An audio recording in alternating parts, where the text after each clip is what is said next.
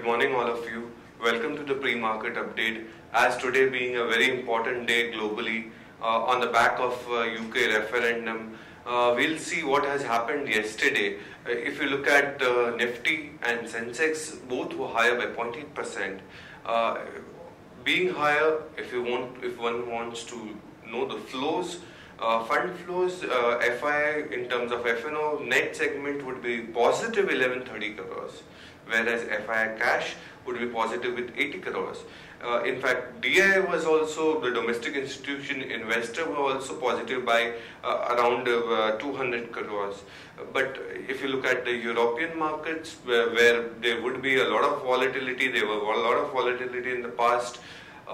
If you talk about the DAX, CAC, both were up by 2%, whereas FTSE was higher by 1.25%. Same was the case with the American markets like Dow and S&P, both were higher by 1.25%.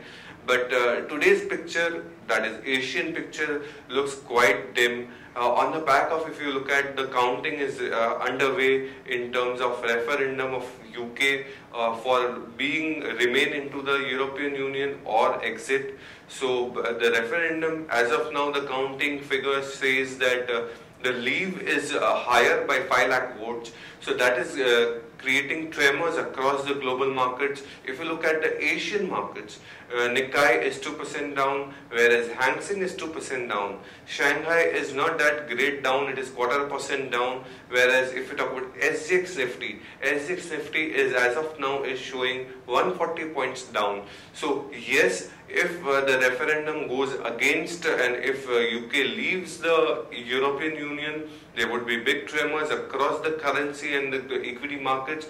So we would be waiting for the results unfolding by 11:30 today. Now we'll understand the derivative updates. Good morning friends, I'll give analysis on derivatives.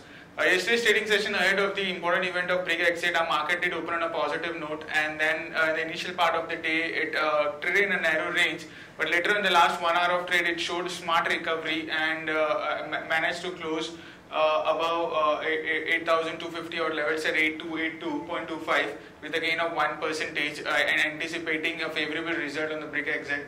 The open interest terms, 4.5% was added in the open interest. Absolute terms, 8.27 lakh shares were added in the open interest.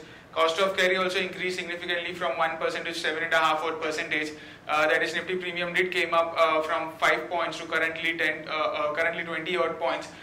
Due to hence it even indicated that majority of the positions which was been added in yesterday's trade was on the longer side, and put call ratio have also increased by 7 basis points from 1.11 to 1.18, and volatility index was more or less same at an 18 odd level. So all in all, we have seen some kind of a long positions getting added, but a surprise shock if we see a break exit in today's vote, where majority of the half of the vote have been calculated, and till now it's been break exit is ahead compared to it remain. But seeing the data, we are overbought in the current juncture. If we see a surprise shock, then we might see a Nifty showing a good amount of downside in today's trading session. So watch out for it would be purely dependent on the event based, and it's an event based trading session, and the only event will decide the outcome of the trend for the next few or for the short term period. On the option side, we did saw an unwinding in 8,300 call option, which was the highest call base. Which saw an unwinding of 15 odd percentage, while on the put side we did saw an build up of it in 8,200 put option of 17%, and 8,000 put option have seen an unwinding of 6%, and still continues to be highest in terms of open interest with around 80 odd lakh shares into it. While now the position have now got the highest call base is 8,400 call option, where in yesterday's trading session people were anticipating a favorable outcome. But in today's vote count, 50% of the vote count has been completed, and the result is still in the favorable of Brexit. So it's a bit negative for the market. It's very much negative for the market, and if it comes, the actual outcome also comes in the Brexit, then we might see a very sharp fall in today's trading session. There are 6 securities in buying period for today's trade, that is C8 Limited, India Bull Real Estate, India Siemens, Arcom, Jet Airways and JP Associates. On FIS terms, in index futures, they were net buyers by 320 odd crores. Remember, friends, FIS have been on the sidelines from the last few trading sessions.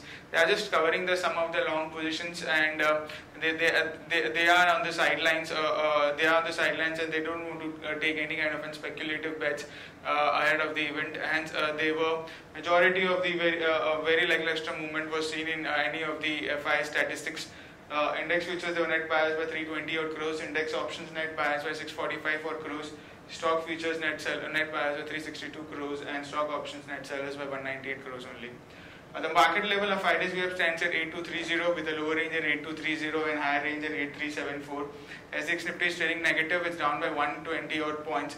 In line with the negative cues from the international market, since the outcome is coming a bit on the negative side, and it's quoting anywhere around 8170, indicating gap down opening can be expected in the morning trade. That's it from derivatives. Thank you.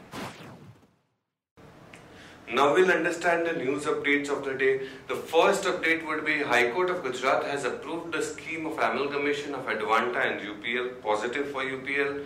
TPG may buy ICICI Home Finance for 2250 crores. Greenply Industries plans to raise up to 100 crores through various instruments via QIP. R Power, that is Reliance Power, to get rupees 113 crores compensation from Tilia UNPP Power buyers. Sri Renuka Sugars has signed a share sale agreement with large Mauritius-based fund to sell its 5% remaining stake in the NCDEX exchange.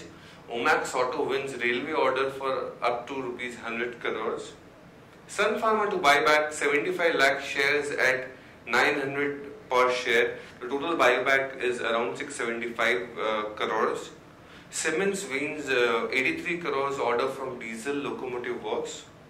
Now we'll understand stocks with positive bias and stocks with negative bias. Positive bias are IGL, Indraprastha Gas, Bajaj Auto and Lupin. Stocks with negative bias are PTC, Bata India, Infratel. Stocks for investments are Bharat Electronic, HDFC Bank, Maruti, Hindustan Unilever, and of course Sun Pharma. As we know, there is a news in terms of buyback is concerned. Thank you, friends. That's it for the day. Of course, today it would be a big volatile day. I think one has to look into the referendum result and then take a call. Happy investing. We'll again meet up Monday morning. Thank you.